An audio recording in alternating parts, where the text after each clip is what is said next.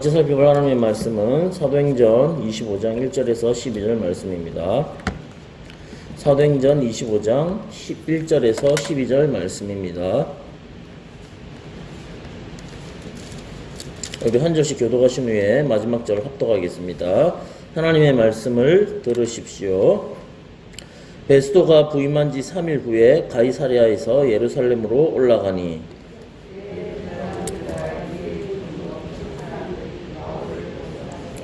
베스도의 호의로 바울은 예루살렘으로 옮기기를 정하니 이는 길에 매복하였다가 그를 죽이고자 함이더라.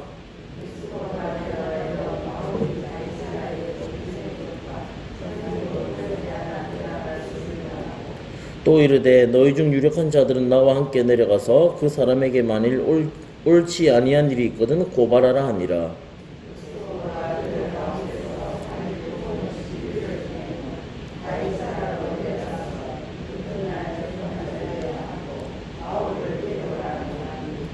그가 나오매 예루살렘에서 내려온 유대인들이 둘러서서 여러가지 중대한 사건으로 고발하되 능히 증거를 대지 못한지라.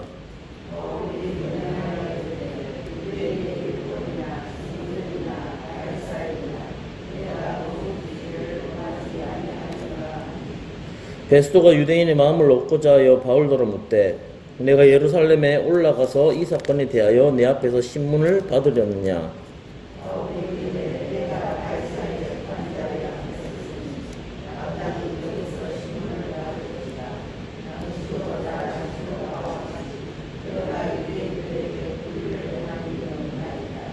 만일 내가 불의를 행하며 무슨 죽을 죄를 지었으면 죽기를 사양하지 아니할 것이나 만일 이 사람들이 나를 고발하는 것이 다 사실이 아니면 아무도 나를 그들에게 내줄 수 없나이다. 내가 가이사께 상소하노라 한데. 같이 읽겠습니다. 베스도가 배석자들과 상의하고 이르되 내가 가이사에게 상소하였으니 가이사에게 갈 것이라 하니라. 아멘. 이 말씀은 하나님의 말씀입니다. 지혜로운 성도생활 두 번째 시간입니다. 오늘 본문 1절 말씀을 보시면 이 벨릭스의 후임으로 새롭게 부임한 이 총독 베스도가 부임한 지 3일 만에 예루살렘을 방문하였다라고 이렇게 1절에서 말하고 있습니다. 그러자 대제사장들을 비롯한 이 유대 종교 지도자들은 바울을 재고소하고 그를 예루살렘으로 보내줄 것을 요청하게 되죠. 자, 근데 여기에는 어떤 의도가 숨어 있을까요? 바로 바울을 이렇게 호송하는 그 과정 속에서 바울을 몰래 암살하려는 의도가 여기 담겨 있다는 것이죠. 그러나 베스도는 공정한 사람으로서 이 바울 사건을 잘 알지 못하였고 또한 바울이 가지고 있었던 이 로마 시민권자였기 때문에 오히려 그들에게 가이사랴에 와서 상소할 것을 이렇게 명하게 됩니다. 자, 근데 참으로 아이러니하게도 같은 동족인 유대인들은 온갖 건몰술수를 동원하여 바울을 죽이려고 했는데 도리어 이 천부장 루시아를 비롯한 베스도와 같은 이방인들이 비교적 공정한 모습을 취할 뿐만이 아니라 위기 때마다 이 바울을 구해주고 있는 것을 우리는 발견하게 됩니다. 자, 한편 바울을 예루살렘으로 호송하는 도중에 암살하고자 하는 계획이 베스도의 겁으로 또다시 무산되게 되자 이제 유대인들은 어떤 행동을 하게 되냐면 벨릭스 때와 마찬가지로 이 가이사랴로 직접 내려와 이 바울을 송사하게 되죠. 자, 이로써 바울은 베스도 앞에서 다시금 재판을 받는 일이 발생하게 되었다는 것입니다. 자, 여기서 유대인들은 바울을 이전과 같은 여러 가지 죄목으로 고소하였지만 확실한 증거를 그들은 내세우지 못했을 뿐만 아니라 바울도 자신의 무죄를 주장하였기 때문에 그 제목을 찾아낼 수 없었다는 사실입니다. 자, 그러나 베스도는 유대인의 환심을 사기 위해 바울을 어디로 보냅니까? 바로 예루살렘으로 보내고자 했다는 것이죠. 이에 바울은 로마 시민권의 권리를 내세워 내가 로마에 가서도 가이사에게 재판받게 해줄 것을 이 베스도에게 요청을 하게 됩니다. 그리고 베스도도 이것을 정당한 요구로 받아들여서 허락을 하게 되죠. 자, 이로써 어떤 일이 일어나게 됩니까? 바울은 지금 신분이 죄수의 신분이죠. 비록 죄수의 신분이지만 그가 그토록 원했던 이 로마에 가서 전도할 수 있는 기회를 마침내 가지게 되었다는 사실입니다.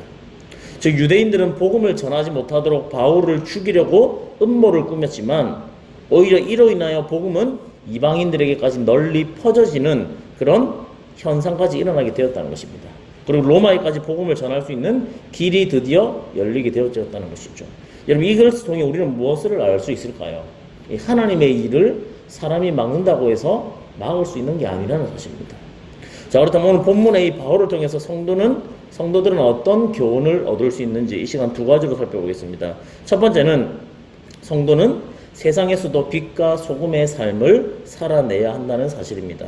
오늘 8절을 다시 보겠습니다. 바울이 변명하여 이르되 유대인의 율법이나 성전이나 가이사에게나 내가 도무지 죄를 범하지 아니하였노라 하니. 이 발언이 어떤 의미가 있냐면 자신은 종교적으로도 흠이 없게 살았을 뿐만이 아니라 사회 도덕적으로도 문제가 될 만한 일을 한 적이 없다라고 지금 바울이 이렇게 자신을 변호하고 있는 것입니다.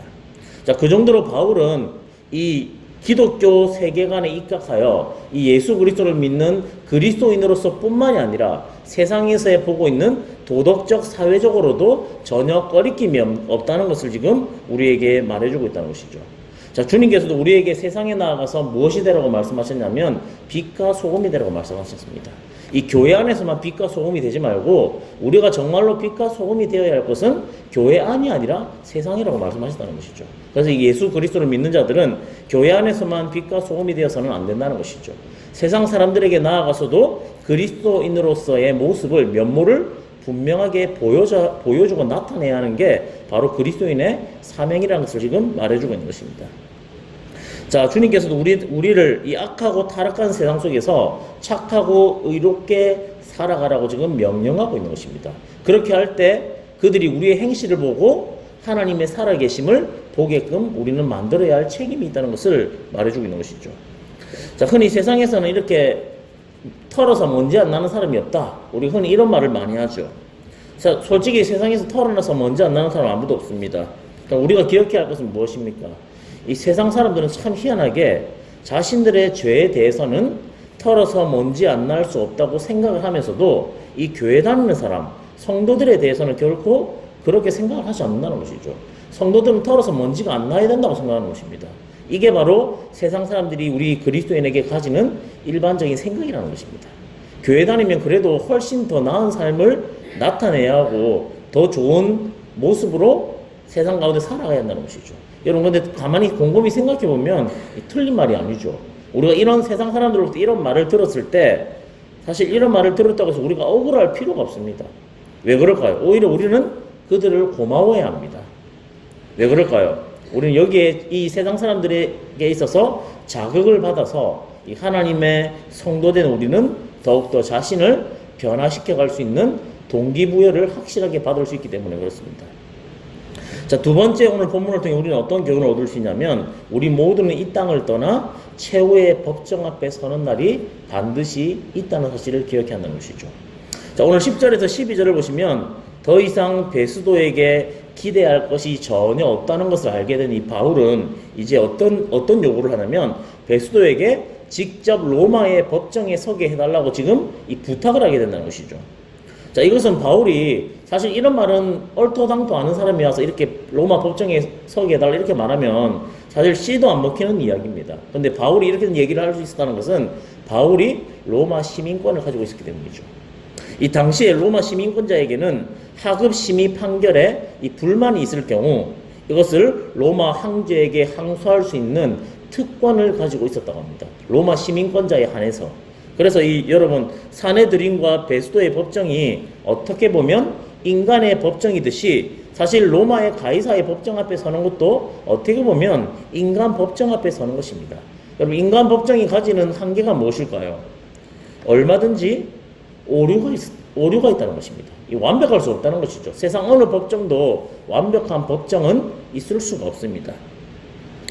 자, 그래서 무고한자가 죄를 있다고 이렇게 유죄를 판결하기도 하고 그럴 수 있는 것이 인간 법정이라는 사실입니다.